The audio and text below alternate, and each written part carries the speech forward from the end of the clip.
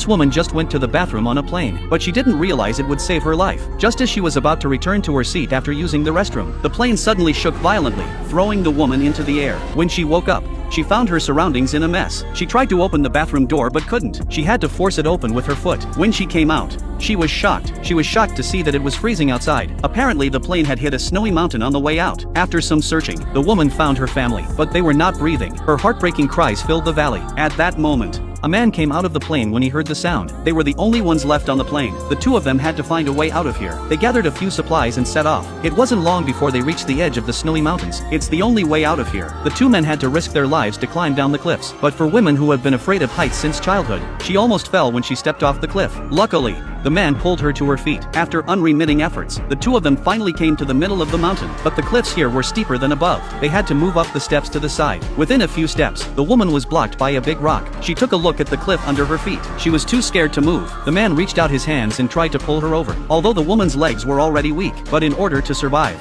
she had to fight to the death. She finally made it over the cliff, but as the man tried to move forward, but he realized that there were no more rock ledges. The two of them were trapped halfway up the mountain. In a moment of desperation, the man jumped down and fell into a tree. With the buffer of the tree, the man managed to survive. He told the woman to jump down towards the tree, but for the woman, who is afraid of heights, is a great challenge. But with the man's encouragement, she jumped. After a short rest, the two of them began to move on. Soon they came to another snowy mountain. Then the man saw a cave ahead. In this cold snowy mountain, this cave is a good place to keep warm. He called out to the woman behind him and asked her to speed up. But by now the woman is obviously a bit exhausted. Just when the man wanted to go over and give her a hand, he suddenly saw a terrible scene. He immediately shouted at the woman.